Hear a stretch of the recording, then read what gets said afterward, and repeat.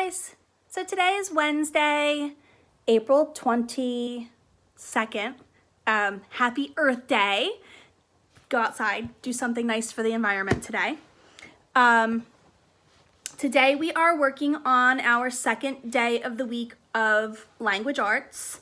We are still continuing to do our genre study on fables. So on Monday we talked about how fables have certain characteristics, and we are still going to be, or elements rather, and we are still going to be working on those things today. And we're going to take it one step further, and we're going to take a closer look on what a moral is. So I'm going to kind of twist it like that so you can see it a little bit better. But we are still working on our learning target of recognizing some characteristics of a fable.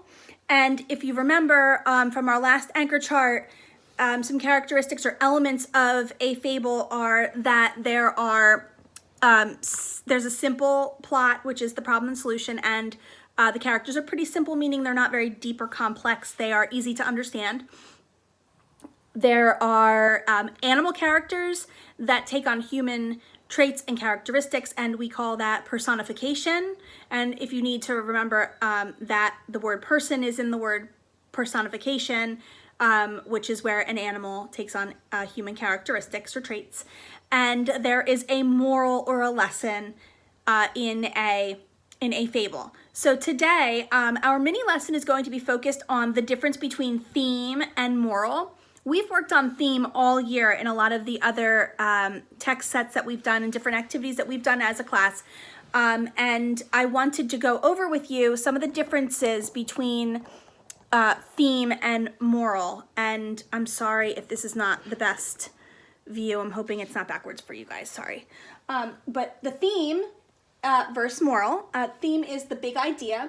It's the story's message in a few words, and it's usually not stated. So what I mean by that is it's what we call implied. So after you guys are reading, or while you're reading, you realize things that the author doesn't come right out and say, but you know based on what you're reading, and you're seeing that in the setting, the actions, and the characters. So with your theme, you see it kind of like all across the story, and you know it not because the author's telling you the theme in words, but because you understand based on what's going on in the story. And it answers, what is the bigger message that the author wants us to get about life? And some common themes to help piggyback on that idea is that overcoming challenges is a theme, believing in yourself, making good choices, never giving up, treating others fairly, teamwork, and courage are all common themes that we sometimes see in books. Something that comes to my mind is when we read Chrysanthemum, and we learned that being a good friend is important, or not judging others. Those are all common themes. Morals are very similar in what they look like or what they sound like, but they are different, and that is what we're going to be working on today. So a moral is a lesson to be learned in a story, specifically for us today and going forward, fable. It's the message that is revealed in the story, and it usually appears at the end of a fable. And we talked about this on Monday, but when you are working with fables, the moral is almost always just said at the end of the fable. And if you remember when we read Seven Blind Mice, it said mice moral, and then it said what the moral of that story was, right? It just came out right out and said it. And that's why it's usually directly stated. But sometimes, just like most of the time, the moral's written at the end of the story, it's like 99%. It's not 100% of the time, like most things, right? But just like that, the moral of the story is usually stated. It's usually just told to you, but there are going to be, times here or there that it's not just stated, and you have to imply it. So you have to use your skills and use what you read about and what you know about to be able to tell what the moral of the story is. But that doesn't happen very often normally in a fable. It's just written for you. It's directly stated. And the moral teaches you something. So it teaches you a lesson, something that you can take with you and apply to your own life. So they're pretty cool. And some examples of common morals in fables are slow and steady wins the race, be happy with what you have, think twice before you act, be prepared, and something like appearances can be deceiving. So what something appears to be might not always be the case. And we saw that when we read the Seven Blind Mice. So today we are going to read a common fable titled The Little Red Hen, and it's written by Jerry Pinkney. And so I'm going to ask you, have you ever had a time that you asked a friend to do something and they said no? I mean, I know I have. It's going to happen probably in your life at some point. In The Little Red Hen, Hen asks her friends to help her do some work, and they say no. Nobody will help her. Not one. Okay? So some of you may know this story. So we're going to listen to find out who the hen asks for help, what happens when they don't help, and what lesson that they learn.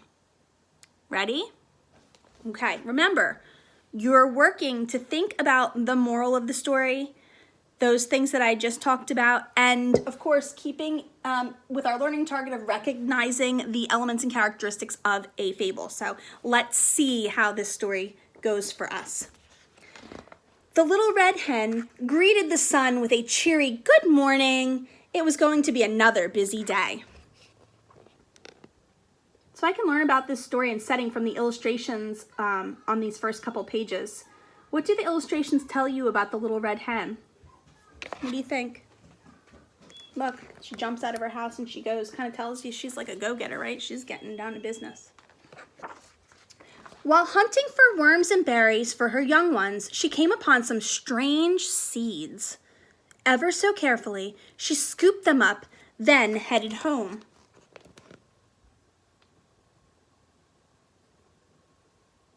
Where does this story take place?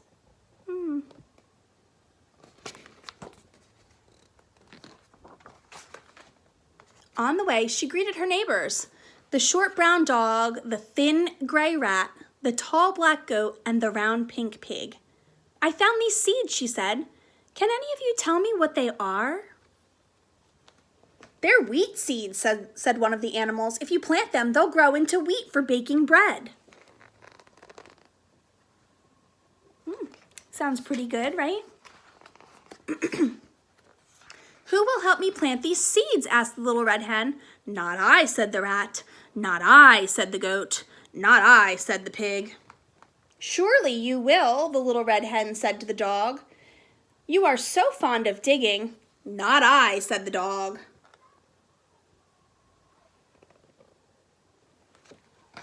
So they told her what the seeds were, and nobody wants to help. Very well then, said the little red hen. I will plant them myself. She dug holes in the ground and dropped the seeds in. A very busy hen was she. She's doing her work.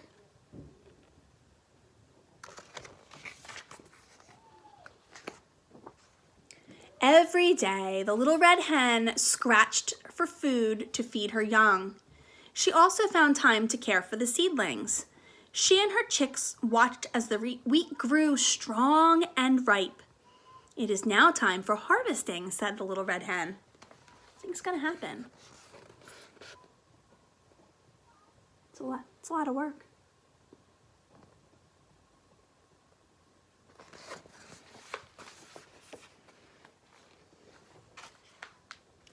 Who will help me cut and thresh the wheat? Asked she. Not I, said the goat. Not I, said the pig. Not I, said the dog. Surely you will, the little red hen said to the rat. You can use your tail to chop it easily. Not I, said the rat.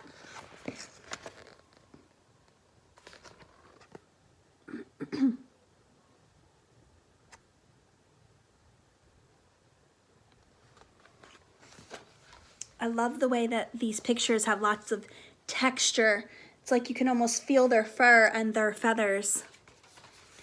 It's pretty cool. Very well then, I will do it myself, said the little red hen. After snipping the stalks with her beaks, she separated the grain with her claws. A very busy hen was she.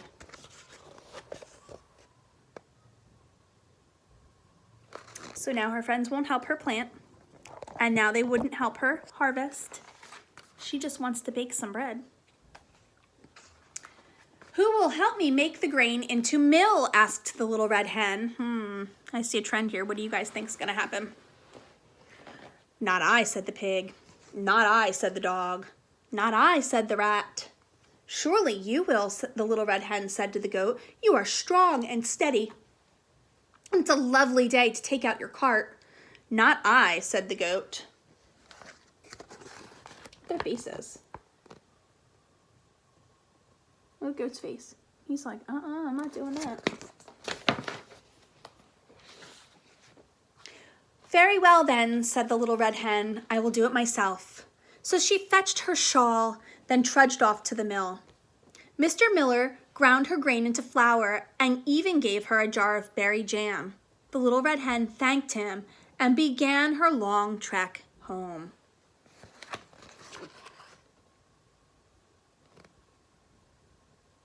So animals taking on human characteristics. She's talking to a human and getting jam.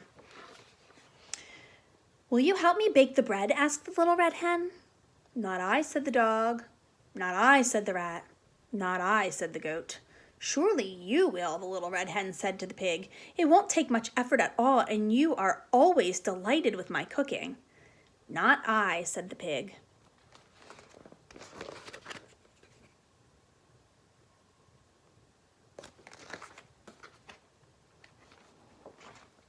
Very well then, said the little red hen. I will do it myself. She mixed the flour with yeast, salt, and water, then kneaded the dough, shaped it into a loaf, and put it into the oven. At last the bread was done. As the little red hen took the hot loaf out of the oven, a tasty aroma circled the barnyard. I think I know what's going to happen. What do you guys think? The aroma of fresh bread? I know who will eat the golden bread, said the little red hen. I surely will, said the short brown dog. I surely will, said the thin gray rat. I surely will, said the tall black goat. I surely will, said the round pink pig. There they all are, smelling the nice warm wheat bread and telling hen that they're going to eat it. Oh, no, you won't, said the little red hen. You did not help me plant the seeds, nor thresh the wheat, nor take the grain. Please hold on a second. To the miller, nor bake the bread. Please hold on. Okay, please hold on a second. I'll look at it this. Okay, you're over. Okay, I'm almost done with my video. Go ahead. Go. You're okay. Go. Yep, go take one. I'm going to reread that page. Sorry, guys. Oh, no, you won't, said the little red hen. You did not help me plant the seeds, nor thresh the wheat, nor take the grain to the miller, nor bake the bread. She set them straight, didn't she? She was like, buddies, you didn't help me do the work. You don't get any bread, right? They did not help her. My chicks and I will eat it, clucked the little red hen. She set the table for herself and her family, cut the warm, soft bread, then spread sweet berry jam on each slice. Oh, joy of joys. So, the little red hen. What do you think the moral of the story is? What do you think the moral is? I want you to think about it, because this is one of those few that they're not going to be stated, but you have to think about it. You have to imply, or it's been implied, you have to think about what you read and what you think the moral of the story is. Now, I want you to take your mini lesson today on moral, and I want you to take your mini lesson on fables from Monday. You are going to answer the Google Docs on the Little Red Hen, and then you will be reading and completing the activity that is also attached, which is a fable titled The Lion and the Mouse, and you will be reading that small fable and answering the questions that follow. Please remember to turn everything in. The work should be done today. And if you have any questions, please meet me at 11 o'clock at our question session Zoom. Okay? Again, you have one little extra today, and that is the Lion and the Mouse. Please try your best. Your work is being graded. Capital letters, end marks, complete sentences, and whole thoughts. We can do it. I know you all can. Talk to you soon.